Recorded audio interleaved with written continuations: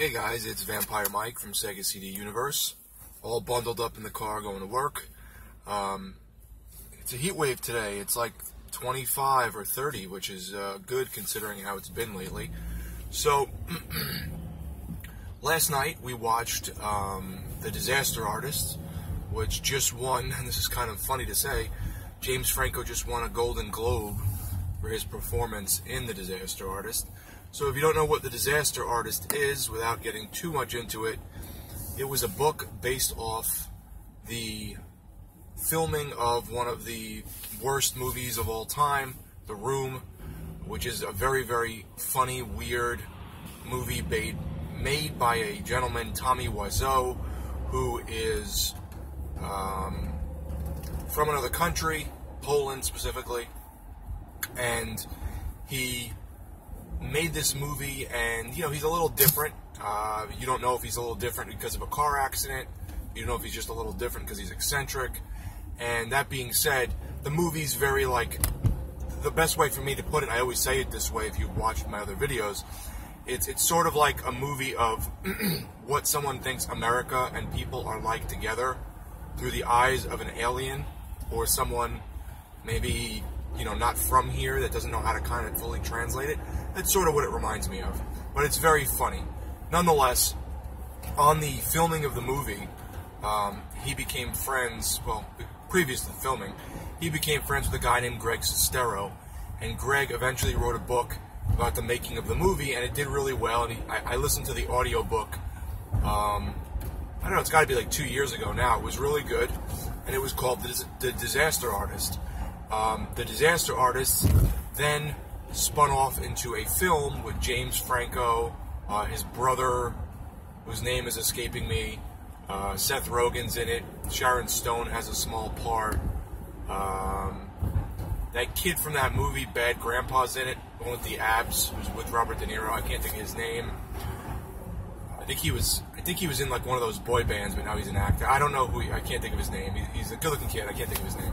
So, anyhow, the movie is pretty much a briefer version of the book. So if you've read the book, you really got the extended, full jam, where if you watch the movie, it's sort of like a condensed version, an hour and 45 minutes.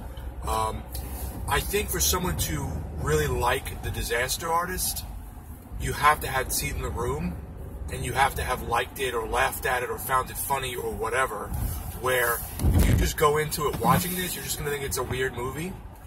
You know, it's interesting nonetheless. It pretty much shows the dynamic between Tommy Wiseau and Greg Sestero, how they lived together, they were roommates, and at a young age, Greg went to go live with him because he wanted to become an actor, and he thought Tommy had a lot of ambition. They move in together, which is totally against, like, Greg's mother's wishes. She's, like, freaking out that this young 19-year-old son of hers is going to live with this, I don't know, 40-year-old guy. I think he's about 60 now. Tommy never lets his age be known, but everyone thinks he was born in the 50s, so he's got to be in his 60s or so now. And, you know, Tommy's just a weird, eccentric character who says strange things, does strange things. It almost reminds me of like a kid who has no filter and just says what's on their mind. You know, hey, you look fat today, like stuff like that, but not that negative. So they kind of make this bond, Greg and Tommy, and that's kind of what the movie focuses on. Sorry about the sunlight there. And they, Tommy sets out to make this movie. He wants to make a film, and he, you know, this and that, and he gets, this is going to be kind of hard to do the rest of the video, guys, sorry. He gets funding. You don't know if he's independently wealthy or if he gets funding from people he knows. There's this whole talk of this isn't in the movie, but there's this talk of this woman who was like on her deathbed that either gave Tommy money or something, and she was credited in the film, but was dead by the time the movie came out. So there's all these weird stories, like there was a billboard up in California that Tommy put up with his own money for many years, just for I think years, I think it was like 2 or 3 years of his own money. So the movie focuses on, sorry to get sidetracked there, the movie is focusing pretty much on their relationship. They have a bit of a falling out at points because of Tommy's weirdness. In the book, Greg Sestero explains this very well, and I think they touch upon this in the movie. Tommy seems like a person who's very lonely and really wants to surround himself with people and have people who care about him and friends. And that's sort of what this movie was for him. It was surrounding himself with people that he can sort of control in a way, but also be friends with people and not be alone. So after Greg in the movie moves out to live with a girlfriend, Tommy like freaks out and starts taking it out on Greg during the filming, and then Greg and him have like a falling out, and eventually they reconcile, and the movie gets made, and you know, it's a weird thing, you know. Everyone's like laughing at the movie because even though it's supposed to be a serious film, they couldn't take it seriously. All the weird direction, acting, and lines in the film make it something you laugh at. It's not really a good movie as much as it is a quirky, funny movie that wasn't intending to be quirky or funny. Now Tommy spins it off that it's a comedy, but it's definitely not a comedy. At least I don't think so. So The Disaster Artist is pretty good. I liked it. I thought it was interesting. It's not really something I'd watch again. I think once you see it once, it's not something that you can say, oh, watch this again. This is really funny. I'd rather watch The Room again. You know, James Franco did an excellent job, mind you. Excellent job as Tommy Wiseau. He sounded like him. He looked like him. I thought that he nailed that down. So, if you like The Room, I would recommend seeing The Disaster Artist. I wouldn't say it's like the best movie ever, but it's definitely entertaining. And if you know all the nuances and interesting little things in The Room, it's fun. And even at the end of the film, they show you like scenes from the actual film, The Room, and then scenes from this, and they show you side by side, and they're like spot on. I mean, the set dressing, the people, the wardrobe, the inflections in voices, even sometimes the timing of the words are literally exactly the same. So they definitely put a lot into it. You know, you could tell it was someone that really paid attention to The Room and Tommy and everyone else.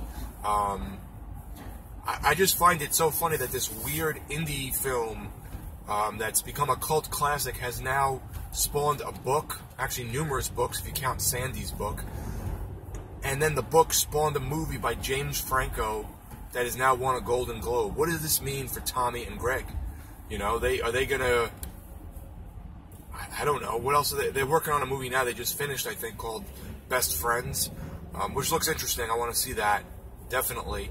But like at the Golden Globes, when James Franco got his Golden, I think it's the Golden Globes, I don't even know, when he got his award, Tommy Wiseau came up,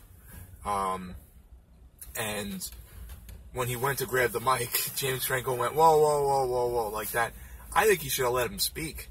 If it wasn't for Tommy, The Room wouldn't be made, and James Franco wouldn't have this movie. So, and someone said that on Twitter, and they're right. Tommy should have spoke, and Tommy did an interview afterwards, and they said, well, what were you going to say? And he goes, I was going to say everyone should love each other.